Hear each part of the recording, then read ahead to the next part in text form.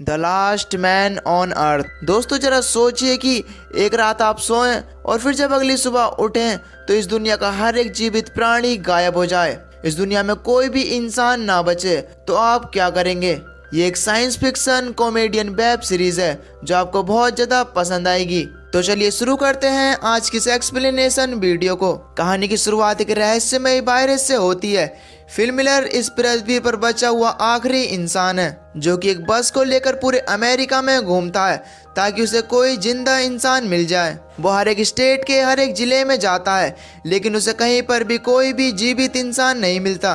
वो वहाँ पर जिन जिन जगह से होकर गुजरता है उन जगह पर अपने मैप में क्रॉस का चिन्ह लगाता है और देखते ही देखते उसका मैप क्रॉस के चिन्हों से भर जाता है।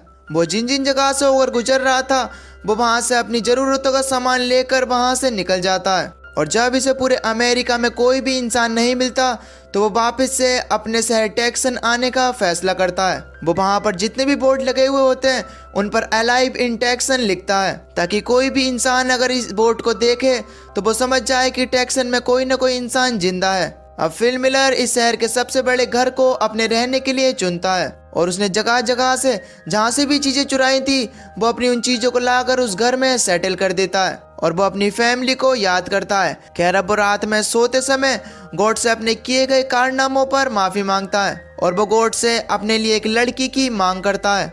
अगली सुबह वो अंडरपैंट में ही शॉपिंग का सामान लेने के लिए जाता है। वो सुपरमार्केट के कांच को अपनी पिस्टल से ही तोड़ देता है क्योंकि उसे पता होता है कि उसे यहाँ पर कोई भी नहीं देख रहा है और वो वहाँ पर पहुंचकर हर एक वो काम करता है जो एक नॉर्मल इंसान नहीं कर सकता। वो सुपरमार्केट में रखे एक बहुत बड़े कैन के डिब्बे को गिरा देता है और वो वहाँ से महंगी महंगी शराबें और बहुत ही अडल्ट मूवी को अपने घर ले आता है। वो अगले कुछ ही दिनों में इंसानी रहन सहन और शिष्टाचार को पूरी तरीके से भूल चुका था। वो अपने अकेलेपन को दूर करने के लिए महंगी से महंगी चीजों को बोलों से तोड़ना या फिर महंगी से महंगी लग्जरीज गाड़ियों को आपस में टकराना, इस तरह का पागलपन इस अकेलेपन से दूर कर रहा था। वो अपने जन्मदिन को अकेले ही मनाता है और जन्मदिन मनाते समय वो अपने फैमिली मेंबर्स को याद करता है कि वो किस तरह अपनी फैमिली मेंबर्स के साथ मिलकर अपना बर्थडे बनाता था और वो किस तरह से सेलिब्रेट करता था। उसके अकेलेपन को दूर करने के लिए उसके साथ कोई भी नहीं था। वो हर रात गॉड से यही प्रे करता था कि गॉड मेरे लिए एक लड़की को भेज दो। और फिल मिलर को इस तरह रहते रहते पूरे 5 महीनों का समय बीत जाता है और अब हम देख पाते हैं कि फिल मिलर के पूरे घर में प्लास्टिक की बोतलों का ढेर लग जाता है और उसका घर पूरी तरीके से गंदा होता है। पूरी जगह पर कचरा ही कचरा होता है जिसे साफ करने में उसे ना तो कोई दिलचस्पी थी और उसे लगता था कि ऐसा करने में उसका कोई भी फायदा नहीं है। अब वो शराब में ही नहाता था और उसे ही पीता था बिल्कुल एक बच्चे की तरह। अब वो अपने अकेलेपन को दूर करने के लिए वॉल पर फेसेस बनाकर उनसे बात करने की कोशिश करता है। रात के समय में वो एक लड़की के स्टेज को घूरता रहता था और वो हर समय लड़की और सेक्स के बारे में ही सोचता रहता था। अब वो उस स्टैचू के पास जाकर उस स्टैचू को किस करता है लेकिन तभी उस स्टैचू का हाथ टूट जाता है और इसी के साथ फिल मिलर का दिल भी टूट गया था। अब वो अपने इस अकेलेपन से भरी जिंदगी से परेशान आ चुका था और अब वो फाइनली मरने का मन बना लेता है। इस चीज के लिए वो अपने दोस्तों से माफी मांगता है। वो उनसे कहता है कि तुम लोग इंसान नहीं हो। अब वो अपनी गाड़ी में बैठकर उसे स्टार्ट कर एक बड़े से पत्थर से टकराने के लिए जा ही रहा होता है कि तभी उसकी नज़र एक धुएं पर पड़ती है जो कि उसके कुछ ही दूरी पर से निकल रहा था, जिसे देखकर वो समझ जाता है कि जरूर यहाँ पर कोई न कोई जिंदा इंसान जरूर है, कि शायद कोई लड़की। इसलिए वो अपने मरने का मन छोड़ देता है और अब वो सीधा उस धुएं की ओर जाता है जहाँ पर उसे कुछ ऐसा देखने के लिए मिलता है जिसे वो सालों से देखना चाहता था। एक लड़की के कपड़े जिसे किसी ने सूखने के लिए डाला हुआ था। फिल मिलर उन कपड़ों को सूंघने लगता है और तभी वो बेहोश हो जाता है और अब जब उसे होश आता है तो उसे लगता है कि वो एक खूबसूरत लड़की की गोद में है जो कि उसे किस कर रही है। और अब जब उसे वास्तव में होश आता है तो वो देखता है कि एक लड़की उसे किस कर रही है जो कि उससे उम्र में कुछ बड़ी होती है। दरअसल वो लड़की उसे किस नहीं कर रही थी बल्कि उसे CPR दे रही थी क्योंकि उस लड़की को लग रहा था कि फिल मिलर मर रहा है। वो तुरंत ही उस लड़की से दूर हट जाता है। दरअसल उस लड़की का नाम कैरोल होता है। अब जब फिल मिलर कैरोल की ओर बढ़ता है तो कैरोल अपनी गन निकाल लेती है लेकिन फिल मिलर उसे शांत होने के लिए बोलता है और अब ये दोनों आपस में बातें करते हैं। कैरोल उसे बताती है कि जो बोर्ड उसने लगाया था अलाइव इन टेक्सन देखकर वो यहाँ पर आई हुई है। वैसे तो हर रोज फिल मिलर भगवान से एक लड़की मांगता था, लेकिन आज एक लड़की उसके सामने है। लेकिन फिल मिलर इतना ज्यादा उत्साहित नहीं होता। कैरोल फिल मिलर का घर देखने के लिए उसके साथ जाती है। रास्ते में फिल ट्रैफिक नियमों को नहीं मानता, लेकिन कैरोल उससे कहती है कि हमें ट्रैफिक नियमों का पालन करना चाहिए। लेकिन फिल उससे कहता है कि क्या फर्क पड़ता है, यहाँ पर तो कोई है भी नहीं। अब कैरोल उसके घर पहुंचने पर उसके घर को देखकर चौंक जाती है, क्योंकि उसके घर पर उसके पास 2 पुल थे, जिसमें से उसने एक को शौचालय बना रखा था और दूसरे को कूड़ा फेंकने की जगह। फिल अपने पूरे घर को कैरोल को दिखाता है। फिल के पूरे घर में बहुत ज्यादा गंदगी होती है। अब फिल कैरोल को अपने पूरे घर में घुमाने के बाद उसे वहीं पर छोड़ देता है जहां से वो उसे लाया था। अब अगली सुबह जब फिल की आंख खुलती है तो वो देखता है कि कैरोल उसके घर की सफाई कर रही है, जिस पर फिल उससे कहता है कि किसी के घर की सफाई करने से पहले तुम्हें उसके मालिक से पूछना चाहिए। जिससे गुस्सा होकर कैरोल कूड़े को वहीं पर फेंकने लगती है। अब अगले दिन कैरोल डिसाइड करती है कि वो फिल के पास वाले घर में ही रहेगी और वो अपना सारा सामान लेकर फिल के पास वाले घर में रहने के लिए आती है। लेकिन फिल उसे वहां पर रहने से रोकता है, क्योंकि ऐसा करने से फिल की अट्रैक्शन और ज्यादा बढ़ जाएगी। क्योंकि अगर कैरोल उसकी आंखों के सामने रहेगी तो उसकी सेक्स की भावना बढ़ती ही जाएगी। लेकिन फिल के बार बार मना करने पर भी कैरोल ये बात नहीं मानती, जिस पर फिल उससे कहता है कि अगर तुम इस दुनिया की लास्ट औरत भी बची तो मैं तुम्हारे साथ सेक्स तब भी नहीं करूंगा। अब फाइनली कैरोल उसके पास वाले घर में ही रहने लगती है। कैरोल फिल के पास आती है। वो उससे मदद मांगती है क्योंकि उसे पास वाले घर में पानी चाहिए था और वो पानी से खाने के लिए फ्रेश वेजिटेबल्स उगा सके। लेकिन फिल उसकी मदद करने से मना कर देता है। तो कैरोल अपनी जेब में से एक टमाटर निकालकर उसके सामने खाकर उसे चिढ़ाने की कोशिश करती है ताकि फिल उसकी मदद करे, लेकिन फिल तब भी उसकी मदद नहीं करता। अब रात होने पर फिल उसके बगीचे में जाकर उसके सारे टमाटर को खा लेता है। अब सुबह होने पर जब कैरोल फिल के घर जाती है तो वो देखती है कि फिल के पूरे कपड़ों पर टमाटर लगे हुए हैं, लेकिन फिल साफ साफ मना कर देता है कि उसने टमाटर नहीं खाए हैं। फिल देखता है कि पानी लाने की कोशिश में कैरोल के पैर में चोट लग गई है।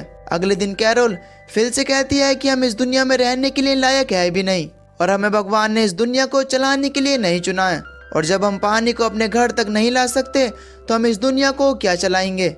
और अब ये बात फिल के दिल पर लगती है, इसलिए वो शहर की मेन टंकी से कैरोल के घर तक पानी लाने की व्यवस्था कर देता है। कैरोल ये देखकर बहुत ज्यादा खुश होती है और उसे रात के डिनर के लिए इनवाइट करती है, जहाँ लोग ताजी सब्जी से बने हुए डिनर का लुफ्त उठाते हैं। कैरोल फिल से कहती है कि शायद भगवान भी यही चाहते हैं कि हम दोनों इस दुनिया को आगे बढ़ाएं। फिर फिल कैरोल की बात मान लेता है और वो उसके साथ सेक्स करने के लिए तैयार हो जाता है। लेकिन कैरोल शादी से पहले सेक्स करना नहीं चाहती थी, जिस पर फिल कहता है कि क्या फर्क पड़ता है, यहाँ पर तो कोई देखने के लिए है भी नहीं।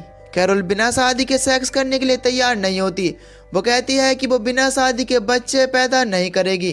खैर आखिरकार फिल उसकी बात मान ही लेता है और वो उसे प्रपोज करता है, और अब कैरोल भी उसकी बात मान लेती है और वो दोनों शादी के लिए तैयार हो जाते हैं। खैर अब कैरोल और फिल की शादी हो जाती है, और जब ये लोग चर्च से बाहर निकल कर आते हैं तो ये देखते हैं कि ये लोग अकेले नहीं हैं, बल्कि वहाँ पर बहुत सारे लोग खड़े हुए हैं। फिल ये सब देखकर पूरी तरीके से हैरान था। उसे आखिर समझ में नहीं आ रहा था कि ऐसा कैसे हो सकता है। वो सब लोग उनका तालियों के साथ स्वागत कर रहे थे, लेकिन ये रियलिटी नहीं होती। दरअसल ये फिल का एक सपना होता है। और अब जब फिल की नींद खुलती है तो वो तुरंत जाकर खिड़की के बाहर देखता है, और जब उसे पता चलता है कि वो सिर्फ उसका एक सपना था तो उसे थोड़ा सुकून मिलता है।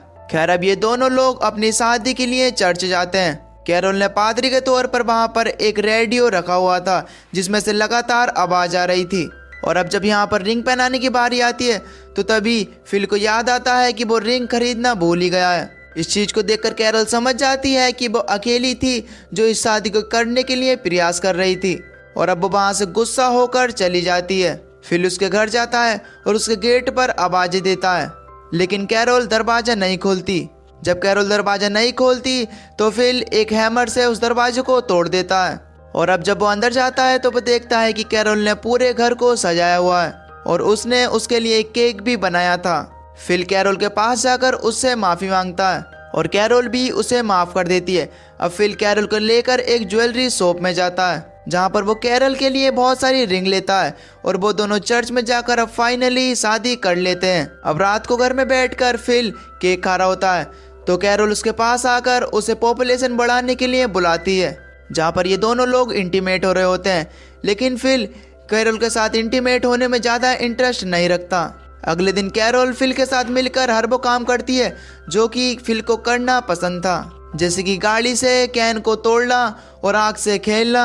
और अब जब ये दोनों लोग अपनी गाड़ी में बैठकर अपने घर जा रहे होते हैं तो तभी फिल की गाड़ी से एक गाड़ी आकर टकराती है। फिल तुरंत ही अपनी गाड़ी से निकलकर उस गाड़ी को देखने के लिए जाता है, जिस गाड़ी से एक सुंदर लड़की निकलकर आती है।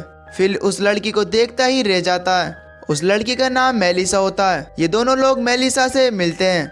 अब क्योंकि एक्सीडेंट होने की वजह से फिल की गाड़ी में आग लग गई थी, इसलिए दोनों लोग मेलिसा की गाड़ी में बैठकर अपने घर जाते हैं। रास्ते में फिल को पता चलता है कि मेलिसा 2 हफ्ते से टेक्सन में घूम रही है। मेलिसा फिल से कहती है कि तुमने जो बोर्ड लगाया था और वहाँ पर लिखा हुआ था अलाइव इन टेक्सन, अगर तुम उसके नीचे अपना एड्रेस लिख देते तो मैं डायरेक्टली तुम्हारे घर की तरफ पहुँच जाती। जिस बात का फिल को बहुत ही अफसोस होता है, क्योंकि अगर उसने अलाइव इन टेक्सन वाले बोर्ड पर अपना नीचे एड्रेस लिख दिया होता तो उसे 2 हफ्ते पहले ही मेलिसा मिल जाती और उसे कैरोल से शादी नहीं करनी पड़ती। कैरोल मेलिसा को बताती है कि हमने 2 हफ्ते पहले ही शादी की है, लेकिन ये बात फिल मेलिसा को नहीं बताना चाहता था। खैर, अब ये तीनों लोग फिल के घर पहुंच जाते हैं, जहां पर फिल मेलिसा को अपनी ओर अट्रैक्ट करने की कोशिश करता है। लेकिन कैरोल बार बार इन दोनों को डिस्टर्ब कर रही थी और वो फिल के बारे में मेलिसा को सारी बातें बता देती है। फिल अपनी पूरी कोशिश करता है कि मेलिसा उसके घर में रुक जाए, लेकिन ये सब बातें सुनकर मेलिसा यहाँ पर ना रुकने का डिसाइड करती है और वो उसके बगल वाले घर में रहने का डिसाइड करती है। अब फिल मेलिसा को रात के डिनर के लिए इनवाइट करता है। अब रात में मेलिसा फिल के घर जाती है डिनर के लिए। अब यहाँ पर कैरोल और मेलिसा आपस में बातें कर रहे होते हैं। तभी हम यहाँ पर फिल को देखते हैं, जो कि देखने में बिल्कुल अलग लग रहा था।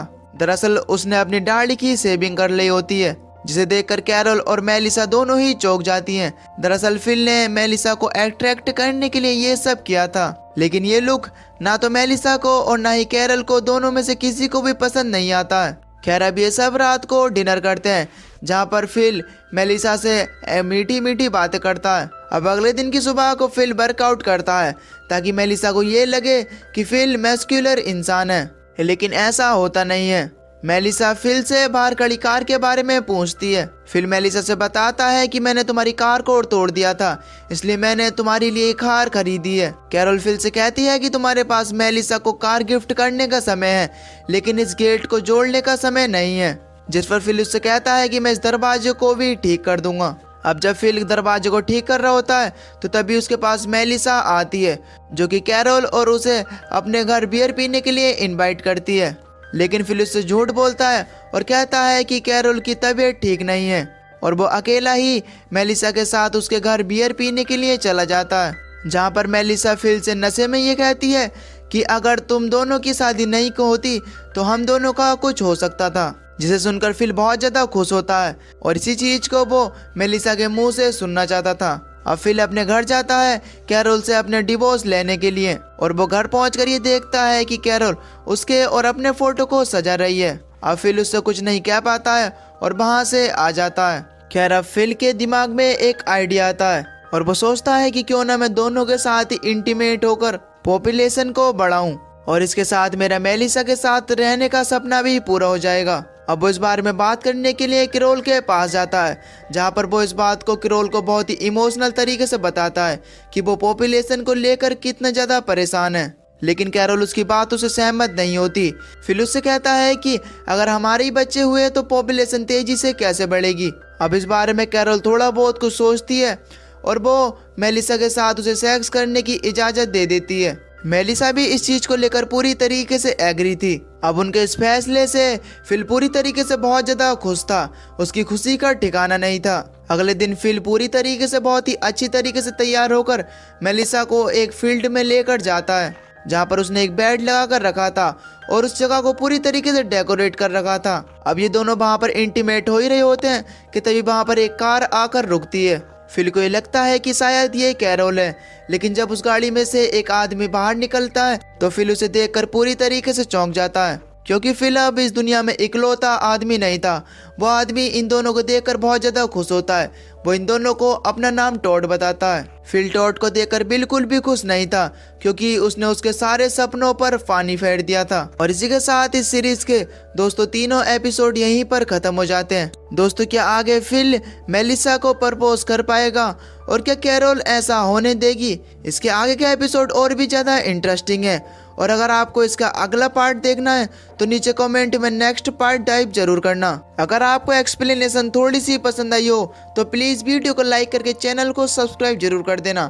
बाकी मैं मिलता हूँ आपको न्यू वीडियो में, तब तक के लिए till then take care, love you, bye bye.